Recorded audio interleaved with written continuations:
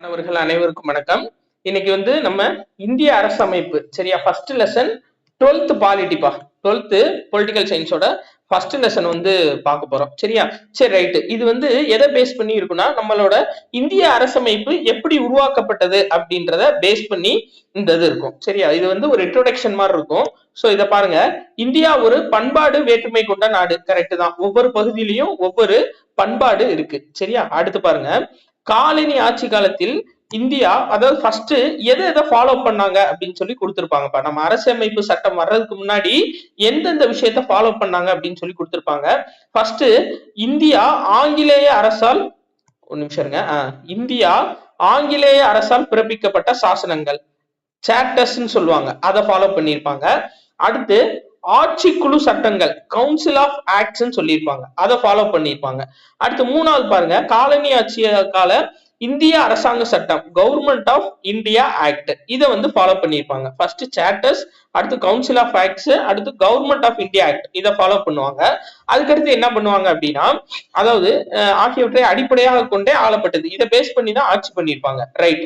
அடுத்து இப்ப யோசிக்கிறாங்க இந்திய மக்கள் எல்லாம், புதிய அரசமைப்பின்படி ஒரு புதிய இந்தியா உருவாக்கப்பட்டுச்சுன்னா நல்லா இருக்கும்ல, ஏன் அவங்கதான் நம்ம ஃபாலோ பண்ணணும் அப்படின்ற மாதிரி ஒரு கான்செப்டுக்கு வந்ததுக்கு அப்புறம் தான் என்ன பண்ணுவாங்க அப்படின்னா, அரசமைப்பு நிர்ணய சபையா அதை மாத்துவாங்க சரியாப்பா. இந்தியாவுக்குன்னு ஒரு தனி அரசமைப்பு வேணும். அப்போ இதை அரசமைப்பு நிர்ணய சபையா மாத்தி அதுக்கப்புறம் நம்மளுக்குன்னு ஒரு அரசியமைப்பை உருவாக்கலாம் அப்படின்ற கான்செப்ட்ல கொண்டு வருவாங்க. அடுத்து பாருங்க, இதுதான் மெயின். ஒரு அரசமைப்பு ஒரு அரசமைப்பின் மிக முக்கியமான செயல்பாடு என்பது அந்த அரசின் குடிமக்கள் அனைவரையும் ஒருங்கிணைக்கக்கூடிய அடிப்படை விகுதிகளை வழங்குவதுதான் சொல்லியிருக்காங்க. அதாவது இப்ப வட இந்தியா சைடு நம்மளுக்கு ஒரு பண்பாடு இருக்கும் சரியா, தென்னிந்தியா சைடு ஒரு பண்பாடு இருக்கும், அதே மாதிரி மேற்கு பகுதியில ஒரு பண்பாடு இருக்கும், அதே மாதிரி இந்தியா ஃபுல்லா ஒரு பண்பாடு இருக்கும். சரி, அப்போ ஒவ்வொரு ஆளுக்கும் ஒவ்வொரு மாதிரி சட்டம் வைக்க முடியுமா? வைக்க முடியாது. அப்போ இந்தியா ஃபுல்லா இருக்கக்கூடிய மக்களுக்கு ஒரே மாதிரியான அடிப்படை விதிகளை வழங்குறது தான் இதோட முக்கிய நோக்கம் அப்படின்னு சொல்லியிருப்பாங்க. அடுத்து பாருங்க, இந்தியா விடுதலை போராட்ட அதாவது இந்திய விடுதலை போராட்ட இயக்கங்களுக்கும் மக்களாட்சி வடிவிலான அரசியலையே விரும்பின. ஏன்னா இந்தியா இதுக்கு முன்னாடி ஒரு மன்னராட்சியா இருந்துச்சு, அதுக்கப்புறம் காலனி ஆட்சியா இருந்துச்சு. அப்போ நம்ம மக்கள் எல்லாம் என்ன யோசிக்கிறாங்க அப்படின்னா, இனிமே ஒரு மக்களாட்சி வடிவிலான ஒரு அரசு வந்தா நல்லா இருக்கும், அதுக்கு தகுந்து நம்ம சட்டங்கள் இயற்றணும். அப்ப ஒரு மக்களாட்சி வரணும்னா என்னப்பா வேணும்? நாடாளுமன்றம் வேணும். அப்ப நாடாளுமன்றம் தான் முக்கியமானது, ஒரு அரசோட கொள்கைகளையும் சட்டங்களையும் முடிவு செய்யறது. சோ இதை பேஸ் பண்ணிதான் நம்ம அரசமைப்பு இருக்கணும் அப்படின்னு சொல்லி விருப்பப்பட்டாங்க சரியா. அடுத்து பாருங்க, ஒரு சமூகத்தின் விருப்பங்களை நிறைவேற்றவும் ஒரு சமுதாயத்துக்கான வரையறைகளை உருவாக்கவும் அரசமைப்பு அதிகாரம் வழங்குகிறது. இது பாருங்க, இதான் முக்கியம். இந்திய அரசமைப்பின் 4வது பாகம் இந்திய சமூகத்தில் பரவலாக நிலவும் பல சிக்கல்களை எதிர்கொள்ளும் சட்டங்களை அரசு உருவாக்கும் வகையில் விதிகளை கொண்டுள்ளது அப்படின்னு சொல்லி கொடுத்திருக்காங்க. 4வது பாகம்னா என்னப்பா? DPSP, direct principle of state policy சரி, அரசு நெறியுறுத்தும் கோட்பாடு. அப்போ கேட்பாங்க, இந்திய அரசமைப்போட எத்தனாவது பாகம் சரியா, எத்தனாவது பாகம் இந்திய சமூகத்தில் பரவலாக நிலவும் பல சிக்கல்களை எதிர்கொள்ளும் சட்டங்களை உருவாக்குகிறது அப்படின்னா 4வது பாகம் டிபிஎஸ்பி தான் பல சிக்கல்களை தீர்க்கக்கூடிய சட்டங்களை உருவாக்குறது சரியா. சரி, அடுத்து பாருங்க, ஒரு நாட்டின் மக்களின் அடிப்படை அடையாளங்களை அந்த அரசமைப்பு வெளிப்படுத்துகிறது அப்படின்னு கொடுத்திருப்பாங்க. அடுத்து, உலக அரசமைப்பில் பெரும்பான்மையானவை எழுதப்பட்ட ஆவணங்களாக காணப்படுகின்றன சரியா. நம்மது மாதிரிதான் எல்லாமே எழுதப்பட்ட ஆவணங்களா இருக்கு. ஆனா இந்த பாருங்க, இங்கிலாந்து அரசில் காணப்படுவது போன்று அரசமைப்பு ஒரே ஆவணமாக கொண்டிராத சில அரசுகளும் உள்ளன. அப்ப இங்கிலாந்துல ஒரே ஆவணமா இருக்கு சரியா, அரசமைப்பு அப்படின்றது ஒரே ஆவணம் தான், ஆனா அப்படி இல்லாத அரசுகளும் இருக்குன்னு சொல்லியிருக்காங்க. சரி ரைட்டு. அடுத்து இந்த பாக்ஸ் ரொம்ப முக்கியப்பா. என்ன சொல்லியிருக்காங்க அப்படின்னா, மதசார்பு அரசு. இப்போ நம்ம இந்தியா அப்படின்றது மதசார்பற்ற அரசுன்னு சொல்றாங்கல்ல, அப்ப மதசார்பு அரசுனா என்னப்பா? இப்ப ஃபார் எக்ஸாம்பிள் பாகிஸ்தான், வாட்டிகன், இது ரெண்டே எடுத்துக்கலாம். இப்ப பாகிஸ்தானே எடுத்துக்கலாம். இப்போ நம்ம இந்தியா மதசார்பற்ற அரசுனா ஒரு வேலைக்கு நம்ம ஜாயின் பண்றோம். ஃபார் எக்ஸாம்பிள் குரூப் 2ல பாஸ் பண்ணி நம்ம ஒரு முனிசிபாலிட்டி கமிஷனராவே ஜாயின் பண்றோம்ப்பா சரியா. சரி ரைட், ஓகே, முனிசிபாலிட்டி கமிஷனரா ஜாயின் பண்ணிட்டோம். அடுத்து நம்மளுக்கு கமிஷனரா ப்ரொமோஷன் வருது, கார்பரேஷன் கமிஷனரா நம்மளுக்கு ப்ரொமோஷன் வருது அப்படின்னா பாகிஸ்தான்ல என்ன செய்வாங்கன்னா, அது மதசார்பு அரசு, ஒரு குறிப்பிட்ட மதத்தை சார்ந்தவங்க மட்டும்தான் உயர் பதவியில இருப்பாங்க சரியா. அவங்க வந்து என்ன படிச்சிருந்தாலும் சரி, எந்த அளவுக்கு இருந்திருந்தாலும் சரி, அது ஒரு குறிப்பிட்ட மதத்தை சார்ந்தவங்க மட்டும்தான் இருப்பாங்க. ஆனா நம்ம இந்தியா அப்படி கிடையாது. சரியா? அதைத்தான் அவங்க சொல்லியிருப்பாங்க. மதசார்பு அரசு என்பது ஒரு மதத்தினை அரச மதமாக கொண்டிருக்கும். அதுவும் முக்கியமானது. இந்த இருக்கு பாத்தீங்களா, உயர் பதவிகள் அனைத்தும் அரச மதத்தை பின்பற்றுவோருக்கு மட்டுமே ஒதுக்கப்பட்டிருக்கும். வேற யாருமே இதுக்குள்ள வர முடியாது அப்படின்னு சொல்லியிருப்பாங்க. சரி, ரைட். அடுத்து பாருங்க, இந்த அரசமைப்பு உருவாக்கம் அப்படின்ற டாபிக் கீழே கொடுத்திருக்காங்க. சரி, அரசமைப்பு உருவாக்கம் அப்படின்னா அமெரிக்க அரசமைப்பானது அங்கு தேசிய இயக்கம் வெற்றி அடைந்ததை தொடர்ந்து உருவாக்கப்பட்டது. சரியா? இதுவே இந்திய அரசமைப்பு மக்கள் பிரதிநிதிகள் கொண்ட அரசியல் நிர்ணய சபையால் உருவாக்கப்பட்டது. இது ரெண்டு முக்கியம். சரியா? அப்ப அமெரிக்க அரசமைப்பு வந்து அங்க தேசிய இயக்கம் வெற்றி அடைந்ததை தொடர்ந்து கொண்டு வரப்பட்டது. நம்மது வந்து பாத்தீங்க அப்படின்னா மக்கள் பிரதிநிதி கொண்ட மக்கள் பிரதிநிதிகளை கொண்ட அரசியலா மெயினா இருக்கு. சரியா? அதுதான் வந்து நம்ம இந்தியாவோட ஒரு மெயினான விஷயம். ஒரு டெமோக்ரஸி, இவ்வளவு பெரிய டெமோக்ராட்டிக் நாட எப்படியா இவ்வளவு பேர், அதாவது 140 கோடி மக்களுக்கு எப்படி வாக்கெடுப்பு நடத்தி அதை நீங்க சரிவர கொண்டு வந்து எப்படி ஆட்சியில உட்கார வைக்கிறீங்க அப்படின்னு சொல்லிட்டு உலகளாவிய ஒரு ஆச்சரியம் இன்னும் நிகழுதுப்பா. சரிங்களா? இவ்வளவு பெரிய ஒரு மக்களாட்சி நாடு அப்படின்னா அது நம்ம இந்தியா தான். சரி, அடுத்து இந்த பாருங்க, இந்திய அரசமைப்பு திருத்தங்களில் ஒன்றுக்கு கூட இதுவரை பொது வாக்கெடுப்பு விட்டதில்லை. இதான் மெயின். சரியா? அதாவது இப்போ பொது வாக்கெடுப்புன்னா என்னப்பா, அந்த சுவிட்சர்லாந்து இருக்கு பாத்தீங்களா, சுவிட்சர்லாந்து வந்து பொது வாக்கெடுப்பு முறையை கொண்டு வராங்க. இப்போ ஃபார் எக்ஸாம்பிள் ஒரே நாடு ஒரே தேர்தல் இருக்கா, ஒரே நாடு ஒரே தேர்தல் பிரச்சனை இப்ப போயிட்டு இருக்கு. அப்போ இவங்க என்ன சொல்லுவாங்க அப்படின்னா, அதாவது நம்ம என்ன பண்றோம், ஓட்டு போட்டு மக்கள் பிரதிநிதிகளை நம்ம உள்ள கொண்டு வர்றோம். இவங்க என்ன சொல்றாங்க அப்படின்னா, அதாவது ஒவ்வொன்றுக்குமே இப்ப ஒரே நாடு ஒரே தேர்தல்னா அதை அப்படியே மக்கள் கிட்ட விட்டுருவாங்க. யார் யாருக்கு பிடிக்குது யார் யாருக்கு பிடிக்கலன்னு சொல்லி ஓட்டு போடுங்க, நாங்க அதுக்கு தகுந்து தேர்ந்தெடுத்துக்கிறோம் அப்படின்னு சொல்லிட்டு. ஆனா நம்ம மக்கள் பிரதிநிதிகள் போய் அங்க போய் வாக்களிக்கிறாங்க. சரியா? அப்போ நம்ம வந்து இப்ப 120 கோடியில இருந்து 140 கோடி மக்கள் கிட்ட இருக்கோம். ஒவ்வொன்றுக்கும் பொது வாக்கெடுப்பு நடத்தினா என்னத்துக்காரது? அது ஒண்ணும் பண்ண முடியாதுன்றதுக்காண்டி இன்ன வரையும் அரசமைப்பு சட்ட திருத்தங்கள்ல ஒரு விஷயத்துக்கு கூட பொது வாக்கெடுப்புக்கு விடப்பட்டது கிடையாது. சரியா? இது வந்து ஒரு பின்னடைவுன்னு சொல்றாங்க. சுவிட்சர்லாந்து நாட்டின் பொது வாக்கெடுப்பு முறையை அறிந்து கொள்வது பயனாக இருக்கும்னு சொல்றாங்க. அடுத்து பாருங்க, இந்திய அரசமைப்பு அதிகாரங்களை சட்டமன்றம், நிர்வாகம், நீதித்துறை, இது 3 முக்கியமானதுப்பா. சரியா? அதாவது சட்டமன்றம், நிர்வாகம், நீதித்துறை, இது இந்த நிறுவனங்களிடையே கிடைமட்டமாக பகிர்ந்து வழங்குகிறதுன்னு சொல்றாங்க. கிடைமட்டம்னா என்னப்பா, இப்படி. சரியா? எல்லாத்துக்கும் ஒரே பவர், மூணுக்குமே. எதுக்கு?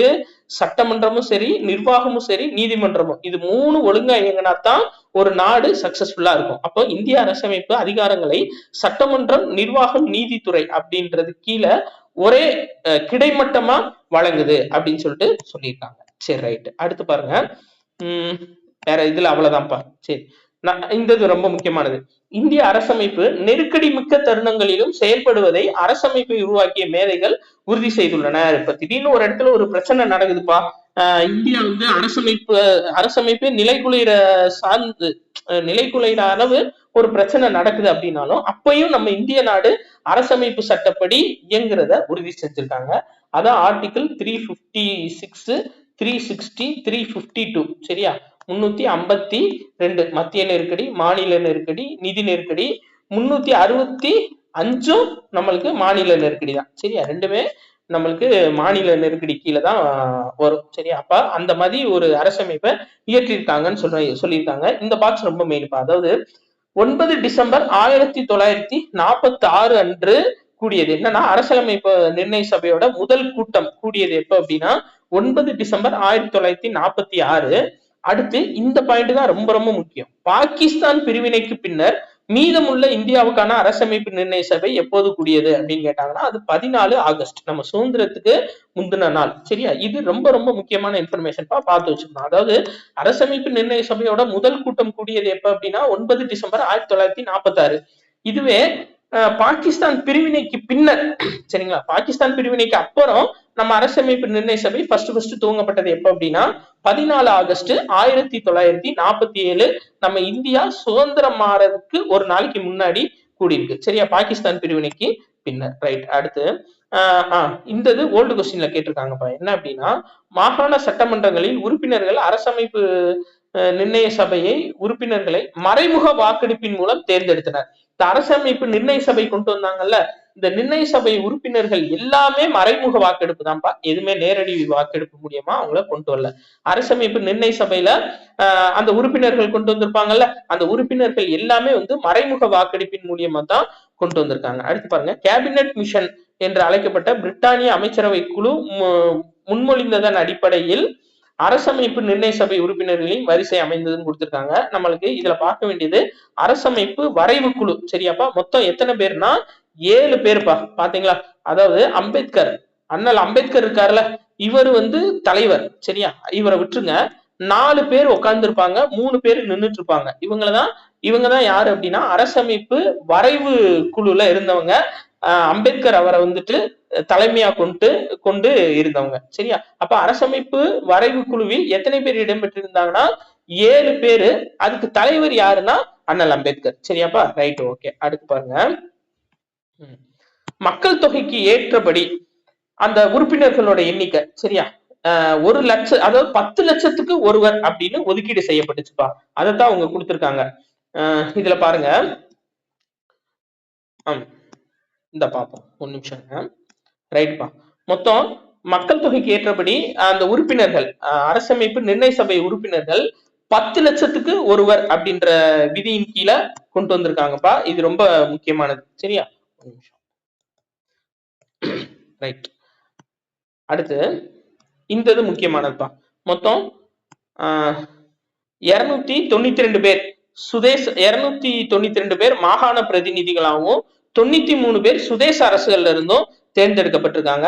ஒவ்வொரு மாகாணத்துக்கும் வந்து பாத்தீங்க அப்படின்னா இந்து, முஸ்லிம், சீக்கியர் அப்படின்ற சமுதாயங்களை பேஸ் பண்ணி கொண்டு வந்திருக்காங்கப்பா. நம்மளுக்கு எக்ஸாம் பாயிண்ட் ஆஃப் வியூல பார்க்க வேண்டியது இதுதான். சரியா, மொத்தம் எத்தனை உறுப்பினர்கள் இதுல கையெழுத்திட்டாங்க அப்படின்னு சொன்னா 284 உறுப்பினர்கள். மொத்தம் 393 உறுப்பினர்கள் அரசமைப்பு நிர்ணய சபையில 284 உறுப்பினர்கள் வந்து பாத்தீங்க அப்படின்னா இவங்க வந்து கையெழுத்திட்டு இருக்காங்க. அப்ப கட்டாயம் கேட்பாங்க, அரசமைப்பு நிர்ணய சபை உறுப்பினர்கள்ல எத்தனை உறுப்பினர்கள் கையெழுத்திட்டாங்க அப்படின்னா 284 உறுப்பினர்கள் கடைசியா கையெழுத்திட்டாங்க 26 நவம்பர் 1949 அப்ப. சரியா, ரைட். அடுத்தது பாருங்க, அரசமைப்பு நிர்ணய சபையோட முதல் கூட்டம், அதை ஏற்கனவே பார்த்ததுதான். 1946 டிசம்பர் 9 காலையில 11 மணிக்கு கூடியிருக்கு. எங்கன்னா புதுதில்லியில அரசமைப்பு அரங்குல கூடியிருக்கு.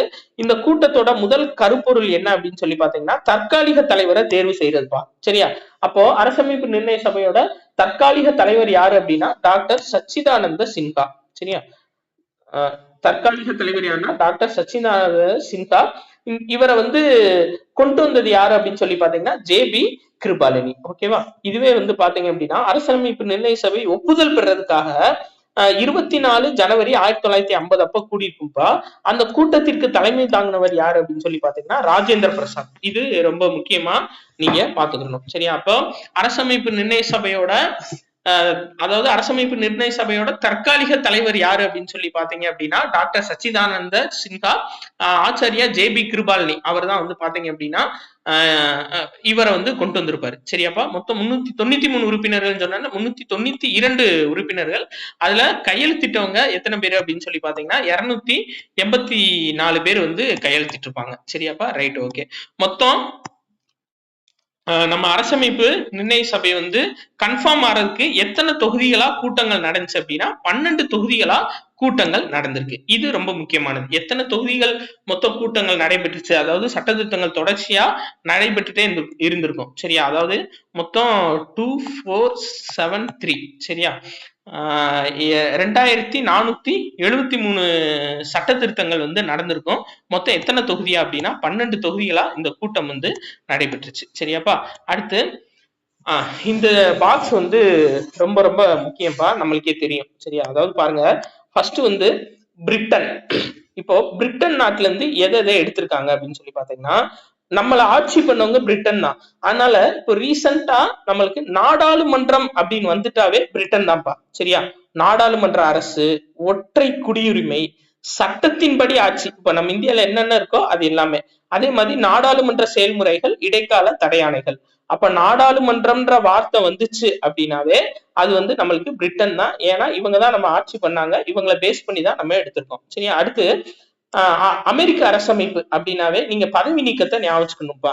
அவன் வேலையா அமெரிக்காக்காரங்க வேலையா என்ன அப்படின்னா பதவி நீக்கம் பண்றதேன். அதை ஞாபகம் வச்சுக்கோங்க. அதாவது ஃபர்ஸ்ட் அமெரிக்கா அடிப்படை உரிமை கொண்டு வந்திருப்பாங்க, அதை ஞாபகம் வச்சுக்கோங்க. நீதி சீராய்வு சரியாப்பா, அதுவும் கொண்டு வந்திருக்காங்க. இப்போ குடியரசுத் தலைவர் மீதான பதவி நீக்க தீர்மானம், உச்ச நீதிமன்ற உயர் நீதிமன்ற நீதிபதிகள், குடியரசு துணைத் தலைவர், அப்போ எல்லாரோட பதவி நீக்க தீர்மானமும் யார் கொண்டு வந்திருப்பாங்கன்னா அமெரிக்கா தான். சரியா, இதுல எக்ஸ்ட்ரா 2 வர்றது அடிப்படை உரிமையும் நீதி சீராய்வும்பா. சரியா, அடிப்படை உரிமை நீதி சீராய்வு இது 2 அமெரிக்கா. அது போக பதவி நீக்க ஃபுல்லா அமெரிக்கா தான். அடுத்து அயர்லாந்து. அயர்லாந்து வந்து DPSP, direct principle of state policy, அரசின் வழிகாட்டு நெறிமுறைகளை கொண்டு வந்தது யாரு அப்படின்னா அயர்லாந்து. அடுத்து பாருங்க கனடா. கனடா வந்து மத்திய அரசுடன் கூடிய கூட்டாட்சி கொண்டு வந்திருப்பாங்கப்பா. சரியா, அப்போ இதுதான் மெயின். அதாவது ஆளுநர் அப்படின்னு வந்துட்டாவே அது கன்னடா தான்ப்பா. சரியா, ஆளுநர் சார்ந்த விஷயம் வந்துட்டாவே அது கன்னடா தான். அதாவது நம்மளுக்கு இப்ப ரீசெண்டா பஞ்சாயத்து இருக்கு பாத்தீங்களா, ஒன்றிய அரசுக்கும் நம்ம தமிழ்நாடு அரசுக்கும் பஞ்சாயத்துக்கு காரணமே என்னன்னா இந்த கூட்டுறவு கூட்டாட்சி அப்படின்ற பிரச்சனை எப்ப வருதோ அப்பதான் வந்து இந்த பஞ்சாயத்து வருது. அப்போ இதை ஃபுல்லா கொண்டு வந்தது யாருன்னா கன்னடா தான்ப்பா. மத்திய அரசுடன் கூடிய கூட்டாட்சி, மத்திய அரசால் மாநில ஆளுநர் நியமனம் செய்யப்படுறது கன்னடா தான். சரியா, ரைட், ஓகே. அடுத்து பாருங்க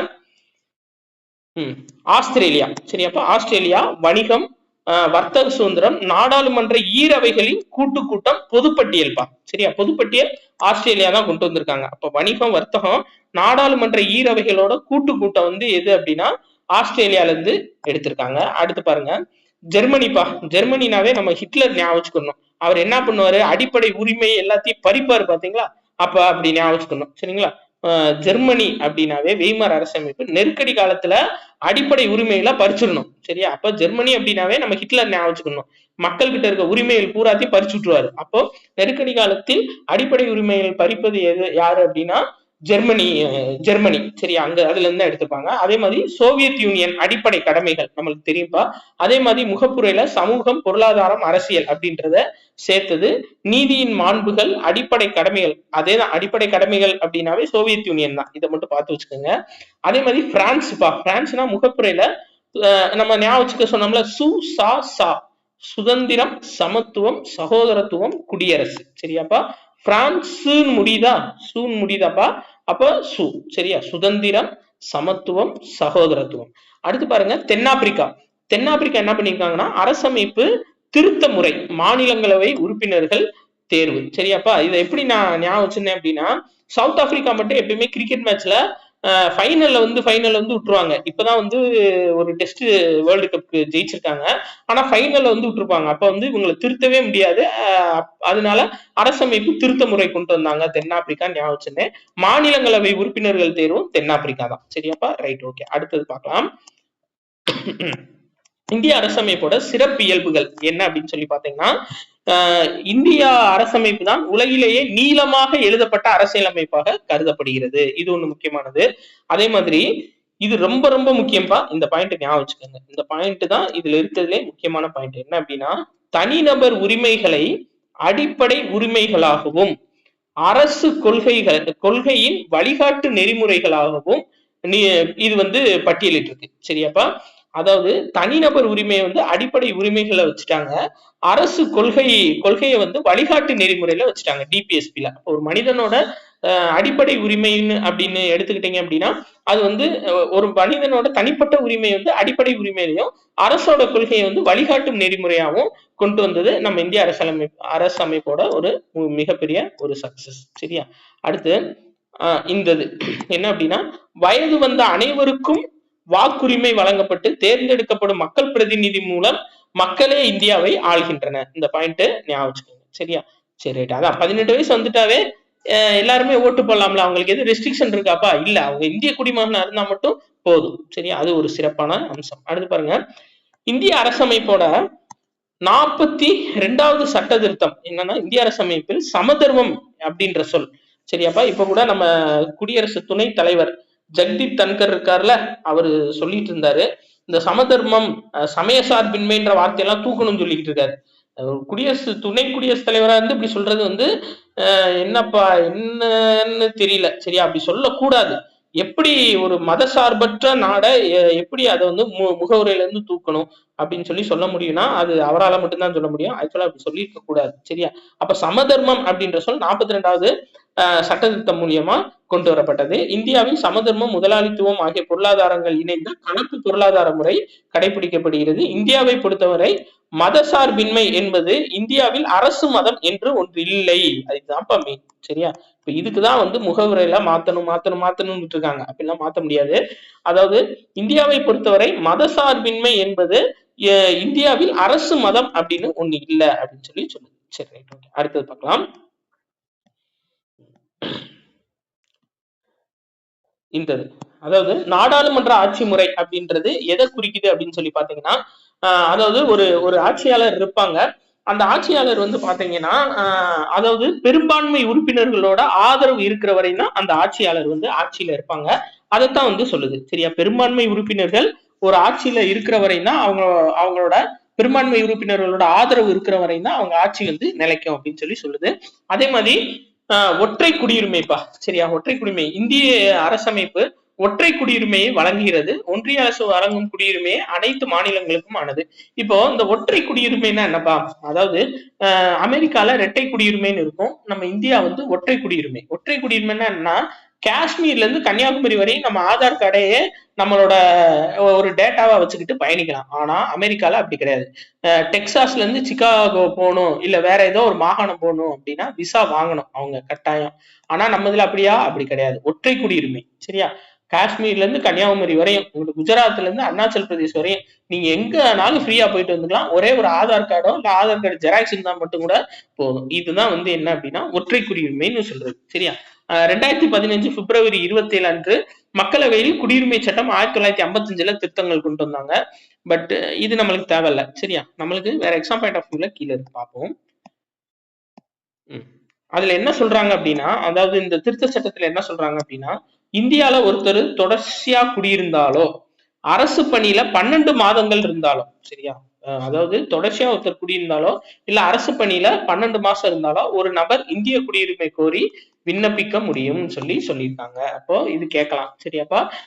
என்ன அப்படின்னா 2015 பிப்ரவரியில கொண்டு வரப்பட்ட திருத்தங்கள்ல என்ன சொல்லியிருக்காங்க அப்படின்னு கேட்கலாம். இந்தியால வந்து தொடர்ந்து குடியிருந்தாலும் அரசு பணியில 12 மாதங்கள் இருந்தாலும் ஒரு நபர் வந்து இந்திய குடியுரிமை கோரி விண்ணப்பிக்க முடியும் அப்படின்னு சொல்லியிருக்காங்க. அதே மாதிரி வயது வந்தோர் வாக்குரிமை ஆர்டிகல் என்னன்னா 326 சரியா? 324 அப்படின்றது நம்மளுக்கு தேர்தல் ஆணையத்தை குறிக்கிறது. சோ ஒருத்தவங்க வந்து 18 வயது நிரம்பிட்டாவே அவங்க வந்து வாக்கு செலுத்தலாம்னு சொல்லக்கூடிய ஆர்டிகல் 326. சரியா? Right, okay. அதே மாதிரி சுதந்திரமான நீதி அமைப்பு வந்து கொண்டிருக்கு. நீதி அமைப்பு. சரியா? நீதி அமைப்பு கீழே என்ன கொடுத்திருக்காங்க அப்படின்னா, இந்தியா வந்து நீதித்துறையோட செயல்பாட்டுல இது வந்து ஒரு தன்னாட்சி அமைப்பு. யாருமே எதுவுமே சொல்ல முடியாது நீதித்துறை அப்படின்றதன்னு சொல்லியிருக்காங்க. அதே மாதிரி அடிப்படை உரிமைகள். சரியாப்பா? எத்தனை தலைப்பு கீழே வரையறுக்கப்பட்டிருக்குன்னா 6 தலைப்புகள். அதையும் ஞாபகம் வச்சுக்கோங்க. இந்திய அரசமைப்பு பகுதி 3ல அடிப்படை உரிமை இருக்கு. சரியா? இதுதான் மெயின். 6 தலைப்புகளின் கீழே வகைப்படுத்தப்பட்டுள்ளது. இந்திய அரசமைப்பு 3வது பகுதியில அடிப்படை உரிமை இருக்கு. சரியா? அடுத்து பாருங்க இந்த இது. சரியா? நம்ம ஸ்கூல் புக்ல இருக்கு. என்ன அப்படின்னா சொத்துரிமை 31A கீழே வரையறுக்கப்பட்டிருந்துச்சு அடிப்படை உரிமையில. அது 44வது சட்ட திருத்தம் 1978ல வந்து நீக்கப்பட்டு 300Aல வந்து சேர்க்கப்பட்டுருச்சு. அதான். சரியா? இப்ப பாருங்களேன் 1976 அது வந்து 42வது சட்ட திருத்தமா? அப்ப 4 2 கூட்டினா 6. சரியா? அப்ப 76. அதே மாதிரி 44 1978வது வருஷம். சரியா? அப்ப 4 4 கூட்டினா 8. அப்ப 1978 ஞாபகம் வச்சுக்கோங்க. இந்திய அரசமைப்பு வரும் அதுதான்ப்பா. சரியா? 44 சட்ட திருத்தம் 1978ல சொத்துரிமை வந்து அடிப்படை உரிமையில இருந்து நீக்கப்பட்டுச்சு. சரியா? சரி, ரைட், ஓகே. அடுத்து பாருங்க இந்த என்னன்னா இப்போ ஒருத்தருக்கு அடிப்படை உரிமை பாதிக்கப்பட்டுச்சு அப்படின்னா நேரடியா நீதிமன்றத்தை நாடும் உறுப்பு எது அப்படின்னா ஆர்டிகல் 32. இதுவே உயர் நீதிமன்றத்துக்குன்னா 226. சரியா? இது ரெண்டையும் ஞாபகம் வச்சுக்கணும். அடுத்து இந்த கல்வி உரிமை. கல்வி உரிமை என்ன சொல்லியிருக்காங்கன்னா இந்திய அரசமைப்பு 86வது சட்ட திருத்தம்ப்பா. சரியா? 86வது சட்ட திருத்தம் 2002 என்ன சொல்லுது அப்படின்னா, இந்திய அரசமைப்பு உறுப்பு 21A 6 முதல் 14 வயது வரை உள்ள அனைத்து சிறார்களுக்கும் இலவச கட்டாய கல்வி வழங்கணும் அப்படின்னு சொல்லுது. ஆர்டிகிள் 21A 86வது சட்ட திருத்தம் 2002ஆம் ஆண்டு. அதே மாதிரி ரைட் டு எஜுகேஷன் ஆக்ட், சிறார் இலவச கட்டாய கல்வி சட்டம் 2009. சரியாப்பா? இலவச சிறார் இலவச கட்டாய கல்வி சட்டம் 2009 உறுப்பு 21A கீழ் அடிப்படை உரிமைகளை நிறைவேற்றும் வண்ணம் இயற்றப்பட்டது அப்படின்னு சொல்லியிருப்பாங்க. நம்ம இதுவரையும் பார்த்துடலாம். சரிங்களா? இந்த வீடியோல வந்துட்டு நம்ம அடிப்படை கடமைகள் வரையும் பார்த்துருவோம். மிச்சது நம்ம அடுத்த வீடியோல பார்ப்போம். சரியாப்பா? சரி, ரைட்டு. இப்போ என்ன சொல்றாங்கன்னா, அரசு வழிகாட்டும் நெறிகள், சரியா? DPSP, direct principle of state policy. இதுல என்ன சொல்றாங்க அப்படின்னா, அரசாட்சி தொடர்பாக அரசு கடைபிடிக்க வேண்டிய வழிகாட்டு நெறிகள் இந்திய அரசமைப்பின் 4வது பகுதியில் இடம்பெற்றுள்ளது. சரியாப்பா? அப்ப கட்டாயம் கேட்பாங்க. என்ன கேட்பாங்க? அரசாட்சி தொடர்பா அரசு கடைபிடிக்க வேண்டிய வழிகாட்டு நெறிமுறைகள், அதாவது அரசின் வழிகாட்டு நெறிமுறைகள்னு கேட்காம இப்படி சுத்தி வளைச்சு கூட கேட்கலாம். இந்த விவேக் சொல்லுவார் பாத்தீங்களா, இதை சாப்பிட்டு சரியா போகும் அப்படின்னு. என்ன எழுதியிருக்கீங்க டாக்டர் அப்படின்னா, விக்ஸ் அப்படின்றதான் சுத்தி எழுதியிருக்கேன் அப்படின்னு. சரியா? அதனால அவங்க சுத்தி கொஸ்டின் எப்படினாலும் கேட்கலாம். நம்ம ஒரே மைண்ட் செட் தான். அரசாட்சி தொடர்பாக அரசு கடைபிடிக்க வேண்டிய வழிகாட்டு நெறிமுறைகள் இந்திய அரசமைப்பின் எத்தனாவது பகுதியில் இடம்பெற்றுள்ளதுன்னா 4வது பகுதி. சரிப்பா, அடுத்து பாருங்க. இது இந்திய அரசமைப்பின் பாகம் 4. இப்ப பார்த்தோம்னா டிபிஎஸ்பி. இது என்ன சொல்லுது அப்படின்னா, முதுமை, வேலையின்மை, நோய்வாய்ப்படுதல், வாழ்வாதாரத்திற்கு தேவையான திட்டங்கள், பொருளாதார ரீதியாக பிற்படுத்தப்பட்ட பிரிவு, மக்களுக்கு சிறப்பு முன்னுரிமை. சரியாப்பா? சிறப்பு முன்னுரிமை, வளங்கள் பகிர்வில் உள்ள பாகுபாடுகள் போன்றவற்றிற்கு அரசு உதவி வழங்குவதற்கான பிரிவுகள் கூறப்பட்டுள்ளன. அப்ப கேட்பாங்க. சரியா? இது ரொம்ப முக்கியமான பாயிண்ட்பா. உங்க புக்ல அப்படியே நோட் பண்ணி வச்சுக்கோங்க. வேலையின்மை, நோய்வாய்ப்படுதல், வாழ்வாதாரத்திற்கு பொருளாதார ரீதியாக இந்த வளங்கள் பாகுபாடுல இது எல்லாமே அரசு உதவி செய்யணும் அப்படின்னு சொல்லக்கூடிய ஆர்டிகிள் எது, பகுதி எது அப்படின்னு கேட்டாங்க அப்படின்னா, பார்ட் எதுன்னு கேட்டாங்கன்னா 4th பார்ட். ரொம்ப ரொம்ப ஒரு முக்கியமான இன்ஃபர்மேஷன் பா. டிபிஎஸ்பி அவங்க இப்படி கூட கேட்கலாம். அடுத்து பாருங்க. சாரிப்பா, அடிப்படை கடமைகள் இருக்கு பாத்தீங்களா? இந்த அடிப்படை கடமைகளை பாத்தீங்க அப்படின்னா நம்ம ஷார்ட்கட்டா ஞாபகம் வச்சுக்கலாம். ஏற்கனவே ஒரு ஷார்ட்ஸ்ல போட்டிருந்தேன். இந்த 11 கடமைகளை எப்படிப்பா ஞாபகம் வைக்கிறது? இப்ப பாருங்க, ஃபர்ஸ்ட் ஏன்னு இருக்கா? ஒரு நிமிஷம் இருங்க. இதை பார்த்துட்டு போயிடுவோம். 42வது சட்ட திருத்தத்தின் வாயிலாக அடிப்படை கடமைகள் சேர்க்கப்பட்டுள்ளது. அதே மாதிரி 4A, சரியா? 4A கீழே புதுசா ஆட் பண்ணாங்க. 4A 51A கீழே வரிசையா இருந்துச்சு. சரியா? 4Aல 51A, 51AA, AB, AC அப்படின்னு சொல்லிட்டு வரிசையா வரும். 11 வரும். ஃபர்ஸ்ட் பாருங்க, ஏப்பா.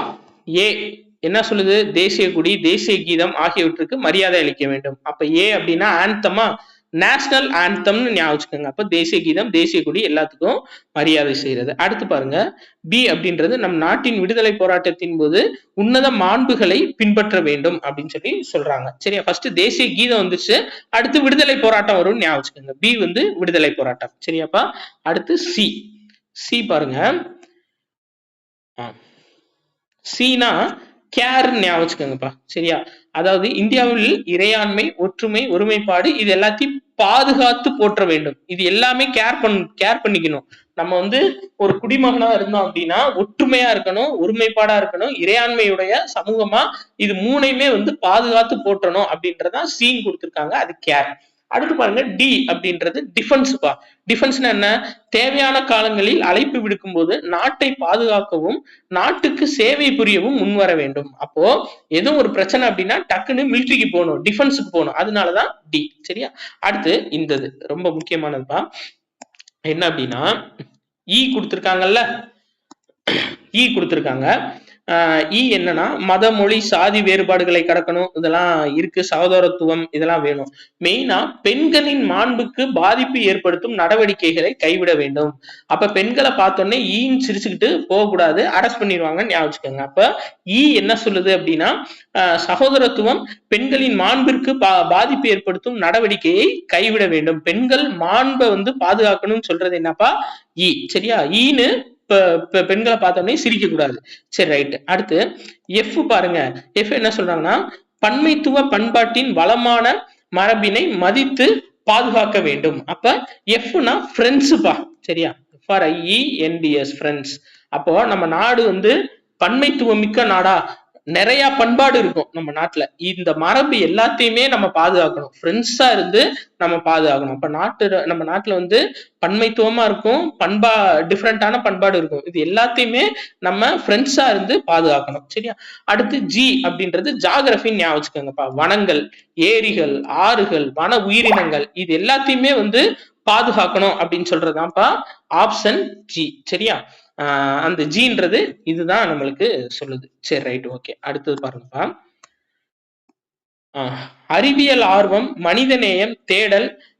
இந்த அறிவியல் ஆர்வம் இருக்கு பாத்தீங்களா? இந்த அறிவியல் ஆர்வம் அப்படின்னு வந்துட்டாவே ஹச் ஹெலிகாப்டர் ஞாபகம் வச்சுக்கோங்கப்பா. ஹச் அப்படின்றது என்ன அப்படின்னா ஹெலிகாப்டர் ஒரு அறிவியல் கண்டுபிடிப்பு தானே. அப்போ அறிவியல் ஆர்வம் இது எல்லாமே வந்து பாத்தீங்க அப்படின்னா இருக்கணும் அப்படின்னு சொல்றது ஹச். இதைத்தான் அன்பில் மகேஷ் பொய்யாமொழி அவரும் சொன்னாரு. சரியா? ஏஹெச் இதைத்தான் பின்பற்றணும். மூன்றாவது மொழி எதுக்கு? நம்மளுக்கு தேவை அறிவியல் ஆர்வம், அரசியல், அதாவது மனித நேயம், இதுதான் தேவை. இந்த அறிவியல் ஆர்வம் நம்ம அரசமைப்பிலேயே சொல்லியிருக்கு. 51 AHன்னு சொன்னாரு. சரியா? அடுத்து ஐன்றது என்னன்னா பொது சொத்துக்களை சேதப்படுத்தாமல் பாதுகாக்க வேண்டும். இப்ப அப்படின்னா அதுக்கு நானுன்னு அர்த்தமாப்பா. நான் தான் ஐஎம்னு சொல்லுவாங்கல்ல. அப்ப நான் வந்து பொது சொத்துக்களை பாதுகாப்பேன் அப்படின்ற மாதிரி ஞாபகம் வச்சுக்கோங்க. அடுத்து ஜே அப்படின்றது என்னன்னா ஜாயிண்ட்னு வச்சுக்கோங்கப்பா. ஜாயிண்ட்னு ஞாபகம் வச்சுக்கணும். ஜே அப்படின்றத தனிநபர் மற்றும் கூட்டு செயல்பாடுகளில் சிறப்பு திறன் பொறுத்து முன்னேற வேண்டும். அப்ப தனிநபர் மற்றும் கூட்டு செயல்பாடுகள். சரி? அப்ப கூட்டுனா ஜாயிண்டா இருந்து செயல்படணும். அடுத்து பாருங்க கேப்பா. கே என்னன்னா 6 வயது முதல் 14 அது கடைசி நம்மளுக்கு சிறார் கல்வி கற்பதற்கான ஒரு பாதுகாப்பை வழங்குறது. சரி? 6 முதல் 14 வயதுக்குட்பட்ட சிறார்கள் கல்வி கற்பதற்கான வாய்ப்புகளை அச்சிறார்களுக்கு பெற்றோர் அல்லது பாதுகாவலர் வழங்கணும் அப்படின்னு சொல்றது கே. இதுதான் என்ன அப்படின்னா மொத்தம் 11 அடிப்படை கடமைகள். சரியாப்பா? இன்னைக்கு பார்த்த எல்லாமே வந்து உங்களுக்கு ஒரு அரை மணி நேரத்துக்கு கண்டிப்பா ஒரு யூஸ்ஃபுல்லா இருக்கும். அடுத்த கிளாஸ்ல வந்து பாத்தீங்கன்னா இந்த மிச்ச கிளாஸஸை நம்ம முடிச்சிடலாம். சரியா? ஒரே இதா ஃப்ளோவா நடத்தினோம்னா உங்களுக்கு ரொம்ப சிரமமா இருக்கும், நிறைய பாக்குற மாதிரி இருக்கும். இல்ல ஒரே கிளாஸா ஒரு லெசன்ல முடிக்கணும் அப்படின்னாலும் நீங்க கமெண்ட் பண்ணிருங்க. சரியாப்பா? இந்த வீடியோ வந்து ஃபர்ஸ்ட் டைம் நம்ம ரிலீஸ் பண்றோம், கிளாஸ் வீடியோவா நம்ம ரிலீஸ் பண்றோம்ப்பா. ஸோ உங்களுக்கு இந்த மாதிரி ஹாஃப் ஆஃப் கிளாஸா 2 பார்ட் வேணுமா, இல்ல ஒரே கிளாஸா உங்களுக்கு புக்கு ஃபுல்லா வேணுமா அப்படின்ற மாதிரி நீங்க கண்டிப்பா கமெண்ட் பண்ணுங்க. அதுக்கு தகுந்து நம்ம யூஸ் பண்ணிக்கலாம்ப்பா. நன்றிப்பா. தேங்க்ஸ்.